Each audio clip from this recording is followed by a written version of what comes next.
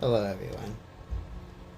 In this video I'm going to talk a little bit about elder abuse and the racial disparities among African Americans in long-term care. I would like to hear anybody that has dealt with racism in the nursing area, be it doctors, nursing staff, home health, case managers, nursing homes, anything like that. I would like to hear your story and how it turned out, like what you did to get help for your loved one. Think back about those early Saturday mornings when you would stay up with your grandparents and you would be woken up by the sound of blues music, breakfast in the air, and your forthcoming chores of cleaning up.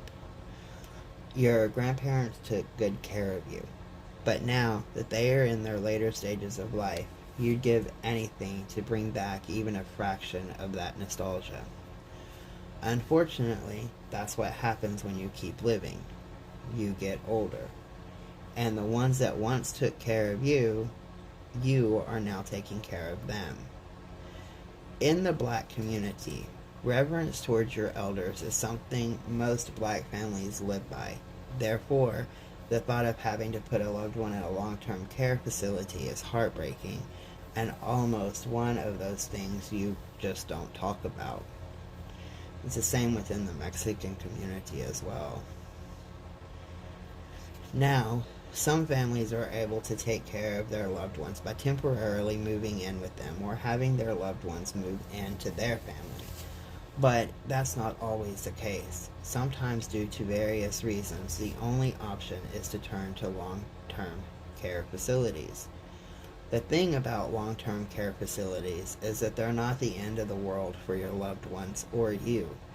If you're considering a facility, but you also have every right to be concerned about making such a decision due to the astounding statistics of nursing home abuse. According to nursinghomeabuse.org, a WHO study revealed that nearly 1 out of 3 nursing home staff members admitted to abusing residents emotionally. The Nursing Home Abuse Guide states that elderly African American residents are twice as likely to experience psychological abuse and to have money stolen from them. In addition to that, it's more common for minorities to reside in nursing homes with very limited resources and funding and to be deficient in state surveys. For a nursing home to be considered as deficient, that means that the facility failed to meet state regulations in the area of number of staff members, resident census, health and safety procedures, infection control, and frequency of bed sores among residents, to name a few.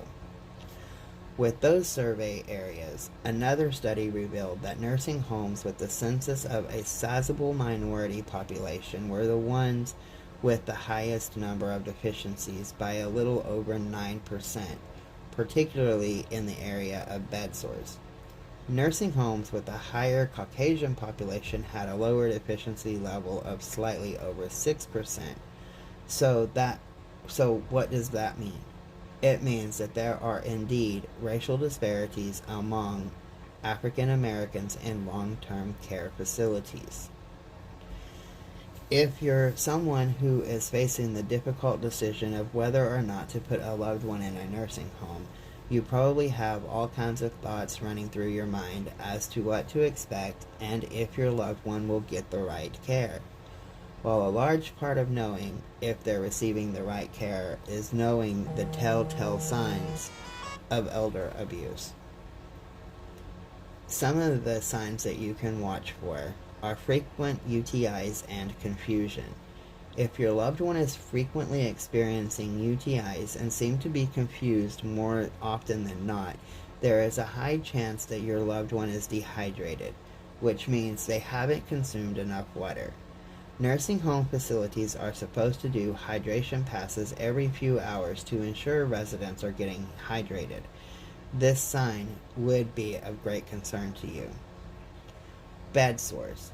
The frequency of bed sores or pressure ulcers and their slow healing is a sign of neglect that the nursing staff isn't turning your loved one as often as they should, especially since bed sores are formed from constant pressure on a particular area of the skin.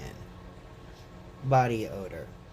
Nursing homes typically have bath schedules because, in most cases, the nursing staff isn't able to bathe every resident every day, but they should be bathed at least every other day. So if you notice your loved one constantly having an odor, there is definitely some neglect going on.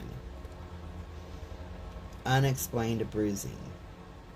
Whenever you come to visit your loved one, do your own examination of them. Check out their arms, legs, and other exposed areas to determine if physical abuse has occurred. All of this may be a lot to take in, and there's never really a good time to have this conversation or even think about it. But it's a reality that many people face when choosing the right path in caring for their loved ones. Knowing the signs and staying informed is going to make the process a little better because you'll be able to make an informed decision. At the end of the day, the mistreatment of a human being is abuse, regardless of their race, ethnicity, or origin. But statistics show the racial disparities, and it's something you just cannot ignore. By knowing the signs of elder abuse, you now know exactly what to look for in your loved one. If you recognize any of these signs, you need to contact a lawyer that specializes in elder abuse cases that will fight for your loved one. If you see something, say something. When we go and we visit our loved ones in a nursing home, we have contact with other patients as well that's there. Be it bingo night or everybody just setting out in the lobby, or if you go to the cafeteria with one of your loved ones, there's a group that gathers in there. If you see things on other people, make sure that you speak up as well. Things like racism, abuse, all kinds of things like that happen in those facilities.